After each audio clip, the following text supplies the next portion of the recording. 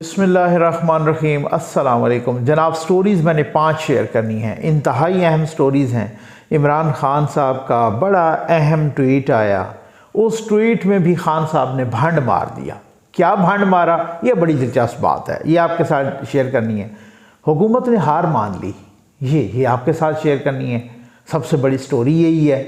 और नून लीग अदालतों की तहलील के मामले में फिर अदालत चली गई, ये भी बहुत क्या चक्कर है, क्यों गई अदालत, गई क्यों। और हमें रमज़ान से पहले इलेक्शन चाहिए, ये किसने कहा है। और जनाब इलेक्शन कमीशन ऑफ पाकिस्तान ने पंजाब में इलेक्शंस का ऐलान कर दिया है, क्या है, कब होगा। और लेकिन सबसे पहले अल्लाह ताला के फजल करम और आपकी दुआओं और आपके तावन से ZN न्यूज़ का फ्लड रिलीफ ऑपरेशन जारी है। नंबर ये डिस्प्ले हो रहा है। मैंने कहा था भाई एक घर की कंस्ट्रक्शन रह गई है, आप काइंडली जो है ना, आप कोई अल्लाह वाला उसमें हिम्मत करे। मैं ये अभी पिछले विज़िट पे गया ना, कुछ लोग मेरे पास आ गए, उन्होंने मुझे कहा कि नकवी साहब आप हमें, आपकी बड़ी नवाजिश पाकिस्तानियों की, ओवरसीज़ पाकिस्तानीज़ की, आपके लिए बड़ी दुआएँ करते हैं वो झोलियाँ उठा उठा के, आप हमें रज़ाइयाँ दें, कंबल दें, बिस्तर दें, गर्म कपड़े दें, कोई मसला नहीं है, हम दरख्तों के नीचे भी सो जाएंगे। मेरी आंखों से आंसू निकल आए। मैंने कहा यार ये कैसे लोग हैं जो कहते हैं कि खैर कोई मसला नहीं है, हम दरख्तों के नीचे सो जाएंगे, आप हमें बिस्तर प्रोवाइड कर दें। मैं कुछ तो दें ना। मेरे अपने दोस्त हैं फैसल करीम कुंडी साहब, मेरे क्लास फेलो हैं, कि मुझे तो हैरत है इस बात की, वो आजकल वो वज़ीर आज़म के मुआविन ख़ुसूसी हैं, उनका ताल्लुक़ भी डेरा इस्माइल ख़ान से है। हमने तकरीबन को डेरा इस्माइल ख़ान की 2 तहसीलों में बहुत वो ऐसे इलाकों में कि मेरा ख्याल है कभी सियासतदान कोई वोट मांगने के लिए गया हो तो गया हो, अदरवाइज़ वहाँ गया ही नहीं होगा। मुझे किसी ने नहीं कहा कि कोई सूबाई हुकूमत यहाँ पे आई है, कोई वहाँ पर फेडरल गवर्नमेंट आई है, कोई वहाँ पे कोई इदारा आया है, मुझे किसी ने नहीं बोला, किसी एक बंदे ने भी नहीं बोला। अब तक हम हज़ारों लोगों के इंटरव्यूज़ कर चुके हैं। फैसल करीम कुंडी साहब वज़ीर आज़म के मुआविन ख़ुसूसी हैं बराए तख़फ़ीफ़ गुर्बत, हाँ जी, पावर्टी रिडक्शन। मैं हैरान हूँ कि वो पता नहीं तख़फ़ीफ़ गुर्बत के लिए डेरा इस्माइल ख़ान में उन्होंने सैलाब मुतासरीन के लिए क्या किया है। उनके आसपास के इलाकों में हमने जाके इंटरव्यू किए हैं, आप यकीन कीजिए उन्होंने कहा हमने देखा ही नहीं है उनको। ये हालात हैं, ये सूरत हाल है, पता नहीं वो क्या कर रहे हैं, कि पता नहीं कहाँ बांटे जा रहे हैं पैसे, मुझे इस चीज़ की समझ भी नहीं आती। खैर मैं उनसे कभी पूछ लूँगा, लेकिन मुझे समझ नहीं आई तो मैंने कहा मेरिट पे बात करनी चाहिए, बता देना चाहिए, किसी को ये शायबा तक न गुजरे कि हमको किसी के ख़िलाफ़ होते हैं कि जनाब बात करते हैं खान साहब ने 14 अरब जमा किए तो उसमें से 14 लाख भी उसमें से खर्च कोई नहीं किए, ये बात है।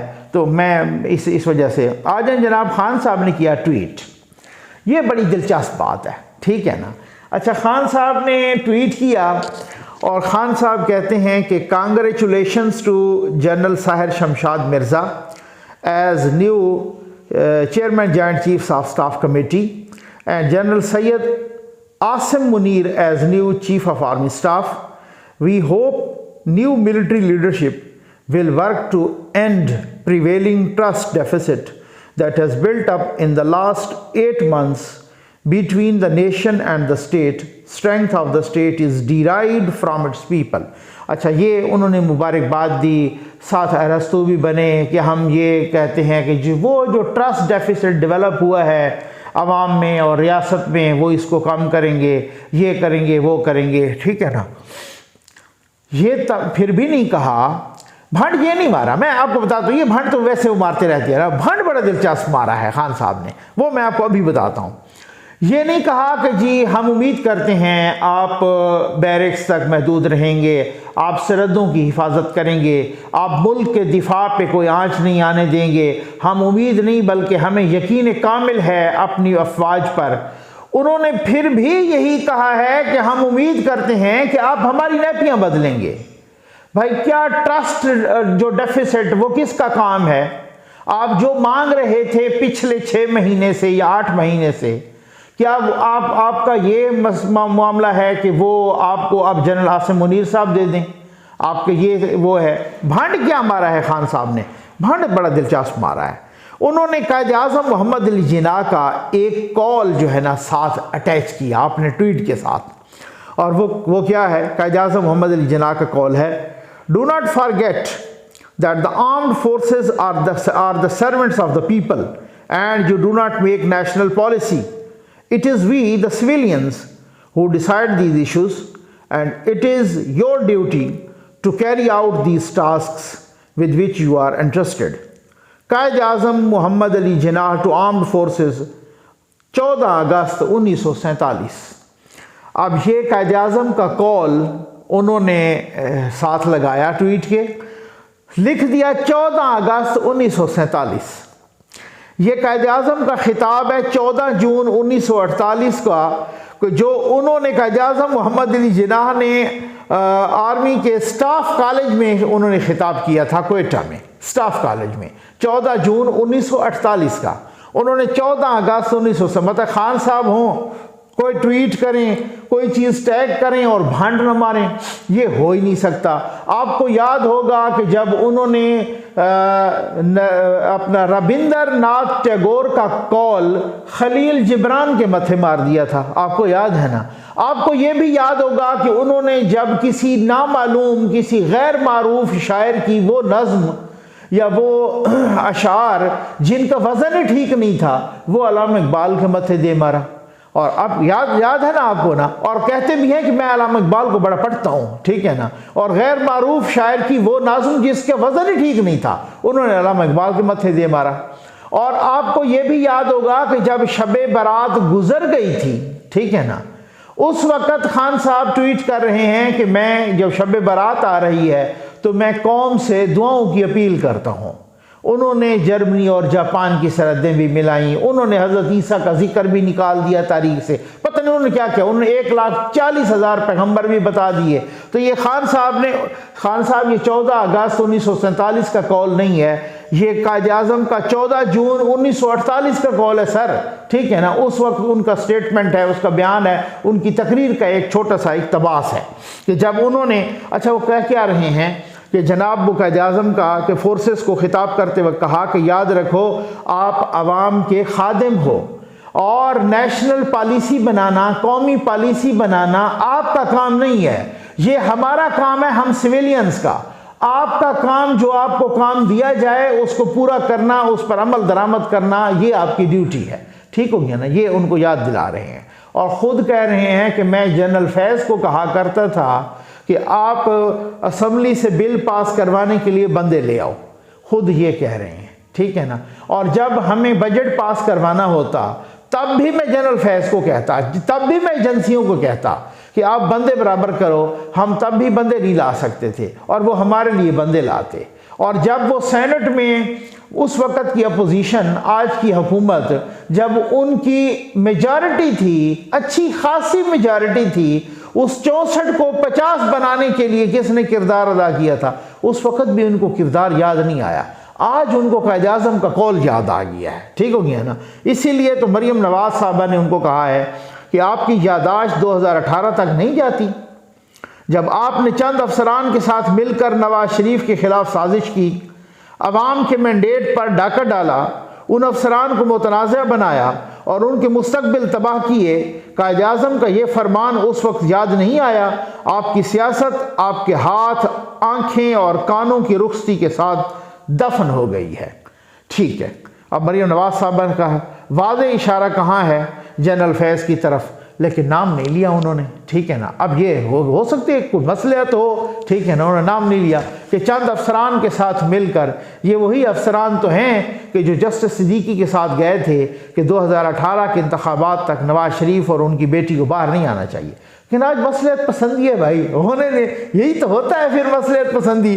उस वक़्त नाम लेते थे, आजकल नाम नहीं लेते. मैंने कहा ना, हुकूमत ने हार मान ली. हुकूमत ने किन से हार मानी है? हुकूमत ने मिल मालकान से, शुगर मिल मालकान से के मुकाबले में हार मान ली है. रोला किया था, फड्डा किया था. मैं आपको बताता हूँ, मेरी कुछ मिल मालकान से भी बात हुई है, ठीक है ना. मेरी जहांगीर तरीन साहब से भी बात हुई है. अच्छा मामला क्या था कि मिल मालकान कह रहे थे कि जो हमारे पास चीनी पड़ी है ना सरप्लस, वो हमें बेचने दो. अगर वो आप नहीं बेचने देंगे, एक्सपोर्ट करने दो यानी बाहर भेजने दो, ठीक है ना, वो आप नहीं बेचने देंगे तो हम तब तक क्रशिंग स्टार्ट नहीं करेंगे, गन्ने की क्रशिंग हम स्टार्ट नहीं करेंगे। ये अच्छा खासा फड्डा था, रोला था। हुकूमत कहती थी कि अगर ये बाहर चीनी एक्सपोर्ट हो गई, वो याद है ना जो इमरान खान साहब के ज़माने में हुई थी, फिर उसके बाद क्या हुआ था, 55 रुपए वाली चीनी कहाँ पहुँच गई थी, 120 क्रॉस कर गई थी, याद है ना आपको ना, ठीक है ना। अब भी यही मामला है, हुकूमत कहती है यार ये महंगी हो जाएगी, उन्होंने कहा कि हम क्रशिंग स्टार्ट नहीं करते। अच्छा, जो शरीफ ख़ानदान की अपनी मिलें हैं उन्होंने क्रशिंग स्टार्ट कर दी है, आज से 10-15 रोज़ पहले स्टार्ट कर दी है। जो जहांगीर तरीन साहब की मिले हैं उन्होंने भी क्रशिंग स्टार्ट कर दी है। जहांगीर तरीन साहब से मैंने खुद पूछा, मैंने कहा जी आप क्रशिंग, उन्होंने कहा जी बिल्कुल। रहीम यार खान की मिल ने भी क्रशिंग स्टार्ट कर दी है, बाकी भी मिलें जो मेरी हैं तो वो भी इसी हफ्ते कर रही हैं, वो कर चुकी हैं ऑलरेडी। और उन्होंने भी वो, और जहांगीर तरीन साहब को ये क्रेडिट जाता है कि उन्होंने खान साहब के ज़माने में भी सस्ती तरीन चीनी यूटिलिटी स्टोर्स को दी थी, सबसे सस्ती तरीन चीनी। जो किसी का क्रेडिट जाता है उसको अप्रिशिएट करना चाहिए। अब आखिर बाकी मिल्क मालकान क्रशिंग स्टार्ट नहीं कर रहे थे तो जहांगीर तरीन भी ना करते, लेकिन उन्होंने वो ब्लैकमेलिंग टूल के तौर पे इस्तेमाल नहीं किया, उन्होंने क्रशिंग स्टार्ट कर दी। अब मैंने जब पिछले वीडियो में शुगर माफिया कहा था तो कुछ शुगर मिलों वालों के मुझे फ़ोन आए कि नकवी साहब हम आपको बड़े शौक से सुनते हैं, और मैं नाम नहीं लेना चाहता किसी का भी, ठीक है ना, और आपने हमें माफिया कहा, इस पे हमें अफसोस हुआ है। मैंने कहा भी मैं क्या कहूँ, मुझे आप चलें, आप अपना मौक़िफ़ दे दें। मैंने उनका मौक़िफ़ लिया है, उन्हें बड़ा लंबा चौड़ा मौक़िफ़ दिया, ठीक है, उनकी भी बहुत सारी बातें हो सकती हैं ठीक भी हों, लेकिन मैंने उनसे एक बात की कि चलें आप एक बात बताएं कि ये चीनी जो आप बाहर भेजना चाहते हैं और हुकूमत ने सरेंडर कर दिया है, हुकूमत ने हथियार डाल दिए आपके सामने, ठीक है ना। अब हुकूमत जिसके सामने हथियार डाल दे तो आप कहें कि जी आप उन्हें माफिया भी ना कहें। खान साहब जैसा वो लीडर, वो जो कहता है मेरा सोशल मीडिया भी बड़ा स्ट्रांग है, मुझे अवाम की भी सपोर्ट है, मुझे फलां भी सपोर्ट है, ये वो इधर उधर अदलिया की भी मुबैना सपोर्ट हो, उसको भी हुकूमत पुठा दे मारे, ठीक है, और हुकूमत मिल मालकान के मुकाबले में हार जाए और सरेंडर कर दे, तो फिर मैं क्या कहूँ। आप चलें, आप नाराज़ ना हो, मैं आपको माफिया नहीं कहता, लेकिन बात यह है कि हुकूमत ने कहा जी आप 11 लाख टन चीनी एक्सपोर्ट कर सकते हैं, बाहर भेज सकते हैं। उसके बाद उन्होंने क्रशिंग, उन्होंने कहा अब हम स्टार्ट करेंगे। चाहे किसान का गन्ना खेतों में सूख जाए, उसका वजन कम हो जाए, वो तबाह बर्बाद हो जाए, इन्होंने क्रशिंग स्टार्ट नहीं करनी क्योंकि उनको हुकूमत इजाज़त नहीं दे रही थी कि आप चीनी बाहर भेजो, और उनसे क्रशिंग स्टार्ट कोई करवा भी नहीं सकता। हुकूमत उनसे कोई क्रशिंग स्टार्ट नहीं करवा सकती। ये हालात हैं। क्यों? क्योंकि हुकूमत के अंदर लोग बैठे हैं, चीनी वाले, यही मिल मालकान हुकूमत के अंदर बैठे हैं, ठीक है ना, उनके अपने ताल्लुकात हैं। अच्छा, अब आप ये देखिए, मैंने उनको इस बात पे कायल किया और उन्होंने माना, जो उन्होंने मैंने मुख्तलिफ मिलों वालों से बात की ना, मालकान से या जिनसे भी जो उनके करता धरता थे, उनसे मैंने बात की तो वो कहते हैं जनाब कि मैंने कहा मुझे एक बात का जवाब दें कि अगर ये 11 लाख टन चीनी बाहर ना जाए और ये अपनी मार्केट में आ जाए, चीनी की प्राइस गिरेगी या नहीं गिरेगी, नीचे आएगी या नहीं आएगी, ये तो किसी बच्चे को भी पता है। वो कहता नहीं है, ये आपकी बात ठीक है कि चीनी की प्राइस गिरेगी, लेकिन जाहिर है वो फिर जहाँ पर बनिया हो, जहाँ पे चलें, मैं माफिया नहीं कहता, तो जहाँ पर इस तरह के लोग हों तो हमेशा सेठ को नुकसान नहीं होता। पाकिस्तान में सेठ को कभी नुकसान हुआ ही नहीं है, सेठ को प्रॉफिट में लॉस होता है, सेठ का लॉस हुआ ही नहीं है। चाहे वो मीडिया का सेठ हो, चाहे वो मिल का सेठ हो, चाहे वो कोई सेठ हो, ठीक है ना, किसी किस्म का कोई भी बंदा हो, बैंकों का सेठ हो, कोई भी सेठ हो, सवाल ही पैदा नहीं होता, सेठ को नुकसान नहीं हुआ। मिफ्ता इस्माइल साहब ने अपना, जब वो वजीर ख़जाना थे, मिफ्ता इस्माइल साहब, तो उनके मैं बैंक में गया, उन्होंने कहा सर आप हमारी एक रिक्वेस्ट पहुंचाएं उन तक। मैंने कहा क्या? उन्होंने कहा कि मिफ्ता साहब ने अभी ये जो बजट पेश किया है, मिफ्ता इस्माइल साहब ने अभी ये जो है ना, उन्होंने तनख्वाहें भी बढ़ाई हैं, लेकिन उन्होंने अपने बैंक वालों की तनख्वाहें नहीं बढ़ाई। अब आप अंदाज़ा कीजिए। मैंने कहा क्यों? उन्होंने कहा जी पता नहीं, हमें कोई पता नहीं है। अपने बैंक वालों की तनख्वाहें नहीं बढ़ाई उन्होंने, और भी बहुत सारी उन्होंने कंप्लेंट्स की। तो बात यह है, सेठ को नुकसान कभी भी नहीं होता, सेठ को सिर्फ प्रॉफिट में लॉस होता है। मसलन उसको करोड़ रुपया बच रहा है ना, और अगर उसको 90 लाख बचे तो उसको बिल्कुल, अगर उसको 90 लाख बचे तो वो बेहोश हो जाता है बेचारा। ये नहीं है कि उसको करोड़ रुपया बच रहा है, यानी प्रॉफिट उसका करोड़ रुपया है और वो करोड़ रुपया कट के उसको 10 लाख रुपया नुकसान हो रहा है। नहीं नहीं, सेठ का हमेशा से आप चेक कर लें पूरे पाकिस्तान में कि अगर उसको 1 करोड़ रुपया बच रहा है और उसको उस साल या उस महीने या उस हफ्ते 90 लाख या 80 लाख बचे, बस उसके लिए ये एक बिल्कुल मैं समझता हूँ फाइनेंशियल मौत के बराबर है। तो अगर वो चीनी अपनी मार्केट्स में आती तो चीनी की प्राइस सस्ती हो जाती, और अगर ये चीनी बाहर जा रही है और गन्ने का रेट अब लगाया है हुकूमत ने 300 रुपए, एक्स मिल प्राइस जो है ना वो भी 93 रुपए की 94 रुपए पड़ेगी। अब जो चीनी आएगी खैर से नई चीनी वो तो 120 तो जाएगी ना। फिर अभी भी आप चीनी देखें 100, 105, जिसका बस चल रहा है 110, 115, 120, जिधर जिसका जो भी पुक लग रहा है वो जनाब वो बेच रहा है उस चीनी को। जिस अब जो चीनी आएगी, जब गन्ने की प्राइस आप 300 रुपए लगा रहे हैं, अब वो कह रहे हैं कि टैक्स लगा के सारा इधर उधर कोई 330, 340, 350 इधर पड़ता है, तो एक्स मिल प्राइस भी जब 93, 94 या 95 रुपए पड़ेगी तो ये चीनी की प्राइस 130 तक जाएगी या नहीं जाएगी। 11 लाख टन बाहर जा रहा है क्योंकि बनिया को, क्योंकि इस तरीके से सेठ को जरूर फायदा होना है। उसकी वजह यह है कि अगर वो नहीं होना तो गन्ना सूख जाए किसान का, वो खेतों में ही तबाह बर्बाद हो जाए। इन्होंने हुकूमत ने जनाब हथियार डाल दी हैं, माशाल्लाह सरेंडर कर दिया है और झुक गई है हुकूमत। अब मैं ये नहीं कहूंगा कि बिक गई है, चलो छोड़ दीजिए, आगे चलिए। नून लीग अदालत में चली गई है। नून लीग क्यों अदालत में गई है? ये असम्बलियों की तहलील के मामले में नून लीग इसलिए अदालत में गई है कि 18 नून लीग के 18 MPA सिफ्तैन खान ने स्पीकर पंजाब असम्बली ने मुअत्तल कर रखे हैं। अब कोई भी हो ना, कोई भी कहीं शोर शराबा हो रहा हो, कहीं आपस में लड़ाई भिड़ाई हो जाए, कहीं पे उठ के कोई शोर करे, कहीं पे अपोजिशन वाले हुकूमत वाले एक दूसरे के साथ गर्म हो जाएं, तो स्पीकर के अख्तियारात है, उसने अपने अख्तियारात का गलत इस्तेमाल करना है और फ़ायदा लेना है, और उसने खैर से 18 नून लीग के लोगों को मुअत्तल किया हुआ है और बदनीयती की बुनियाद पे मुअत्तल किया हुआ है कि कल को ये जो है ना वो ना कर सकें, किसी भी तरीके से ये अपना हक अदा न कर सकें, अपना इस्तेमाल न कर सकें हक, अदम एतमाद का किस चीज़ का। 18 लोगों को कब से? पिछले 15 इजलासों से, पिछले 15 इजलासों से 18 लोगों को। इसी वजह से लोग कह रहे हैं कि अब अदम एतमाद की अगर तहरीक आई तो वो 18 लोग तो बीच में रोल ही अदा नहीं कर सकेंगे, वो तो किरदार ही अदा नहीं कर सकेंगे, वो क्या करेंगे? अब नून लीग जा रही है अदालत लाहौर हाई कोर्ट, और अगर लाहौर हाई कोर्ट उनको फिर भी इजाज़त नहीं देती स्पीकर के इस आर्डर को जो मुअत्तल किया हुआ है उसको मुअत्तल नहीं करती स्पीकर के आर्डर को, तो फिर 18 तो इनके नून लीग के अपने निकल गए, फिर तरीके अदम एतमाद तो आ नहीं सकती। एक बात है कि जब एतमाद का वोट अब गवर्नर कह दे, और सुना है कि गवर्नर कहेगा एतमाद का वोट लेने का वजीर आला को, और जो लोग कह रहे हैं ना कि असम्बली का सेशन जारी है और इसमें ना अदम एतमाद आ सकती है और ना एतमाद का वोट का कह सकते हैं, ऐसा कोई आइन में नहीं लिखा, ऐसा कुछ भी नहीं लिखा कि एतमाद का वोट का भी गवर्नर कह सकता है। और गवर्नर ने एतमाद के वोट का लेने का कह दिया और PTI वाले गायब हो गए और वज़ीर आला साहब एतमाद का वोट न ले सके, तो फिर क्या होगा? अब देखते हैं होता क्या है वो।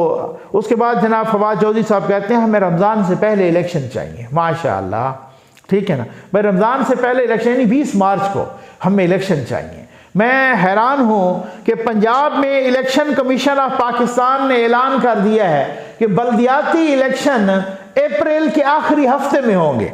सूरत हाल बड़ी दिलचस्प है। वो कहते हैं ना मैच बड़े दिलचस्प मराहल में दाखिल हो चुका है और जनाब मछली की तरह तड़प रहे हैं, मछली माहिए बेआब की तरह, ठीक हो गया ना, जो मछली पानी के बगैर तड़पती है ना, इस तरह तहरीक इंसाफ की अब आजकल सूरत हाल है। और वो जनाब ऐसे ही इधर उधर मतलब डायरेक्शन लेस जा रहे हैं और फरमा रहे हैं जनाब हमें इलेक्शन चाहिए, और किससे चाहिए? बड़ी अजीब व गरीब सी सूरत हाल है।